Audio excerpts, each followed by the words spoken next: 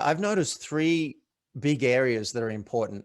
One is the productivity.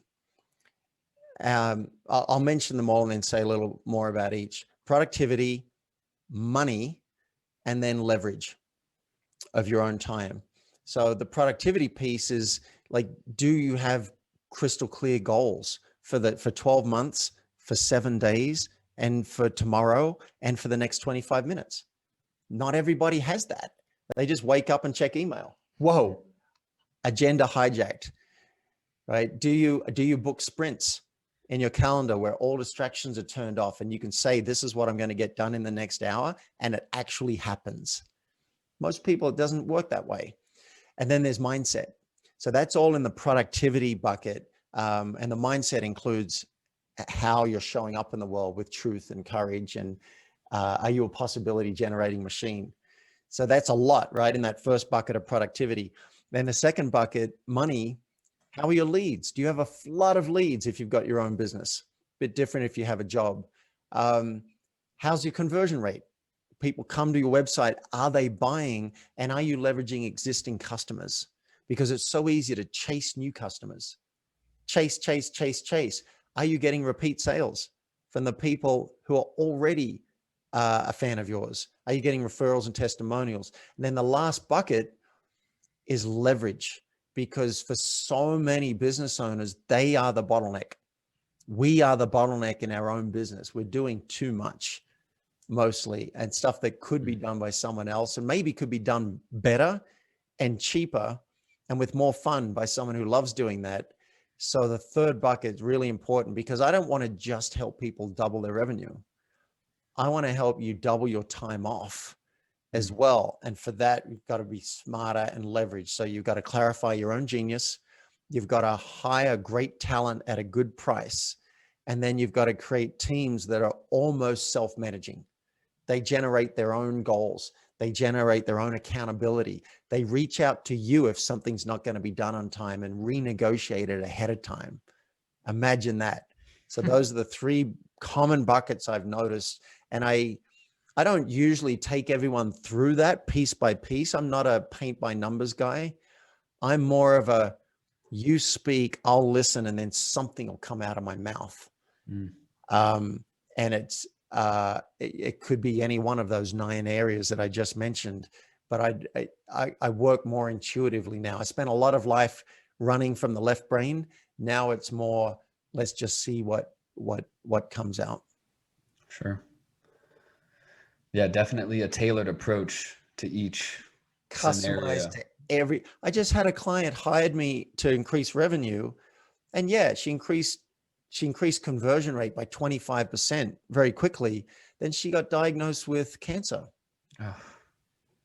Now, one of the reasons I shifted from just coaching coaches to coaching business owners generally is I wanted to move. Well, this isn't going to make sense, but I wanted to move to business owners generally. I also wanted to move to working with the whole person. I can't just work with someone on making money. It's too dry for me. My heart's not in it.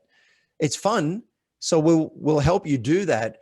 But I wanted to work with you having the best life you possibly have. So when she was diagnosed with cancer, I did a session with her and her partner, and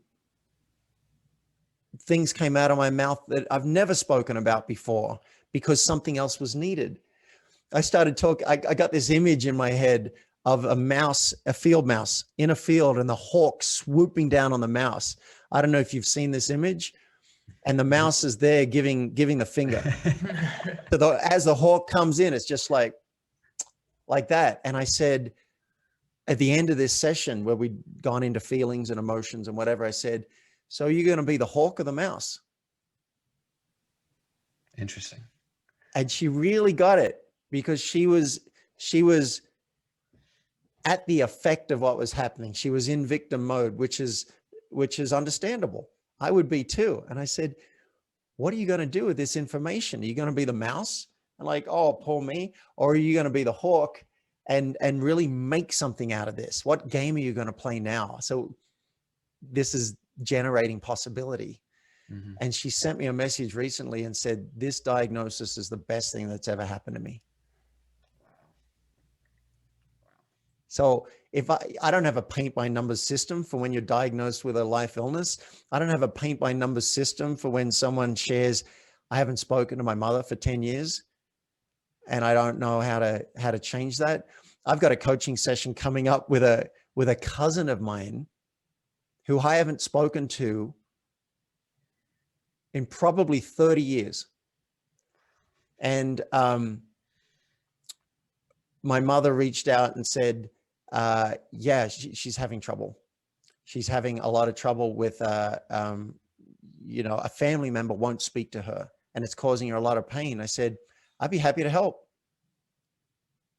I'd be happy to help. So now we're going to have, like, my reconnection after 30 years is going to be a coaching session to see how I can help her come to peace, either with letting go and moving on or generating possibility. Well, it's all generating possibility. There's possibility of peace. There's a possibility of service. There's a possibility of reconnection.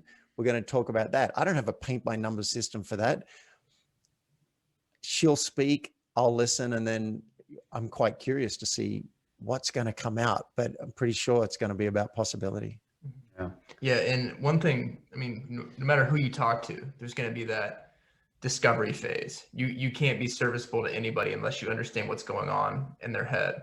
I want to ask you, so like in that discovery phase, have you found like any like really effective questions that you can ask up front to kind of, I mean, you mentioned they talk, you just listen. Yeah. But any good questions you ask to kind of create that where you're doing a lot of the listening? Sure. One question, I have a number of questions that my clients get asked every single week because they have to fill in a form. They have to coach themselves as if I didn't exist, because I don't want to replace what you can do on your own. What's the point of paying me money to do that? I want to see what you can do on your own. So you coach yourself, and then I read it, come to the session, and we build upon that. So one question is, what are you proud of that you've accomplished in the last week? Before we start looking at creating more, let's chew and swallow before we take another bite. Let's appreciate you for what you've done. That's really important. And the next question is, what did you say you would do, but you didn't do? So we can address that. Then I ask, what are you grateful for? Again, instead of focusing on where we want to go and the mountain we want to climb, let's turn around and enjoy the view, because we can achieve much more on a platform of gratitude than we can on a platform of scarcity. Next question is, what's challenging you right now?